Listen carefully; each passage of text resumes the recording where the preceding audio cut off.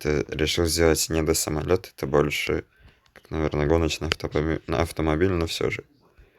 Вот сюда вот так вот заходим, ставим, ну, допустим, на пятерочку и едем. Ну, как едем? Летим. И, ну, просто дальше летим. Построить его достаточно легко. Тут даже и не надо помощь там в плане видеообучалки. Как, ну, тут, в принципе, все видно, как я его сделал. Это, наверное, этот, знаете, как объяснить? Короче, ну, Марс вот это высадится. А, я, короче, полетел к турбопорусу, да-да-да.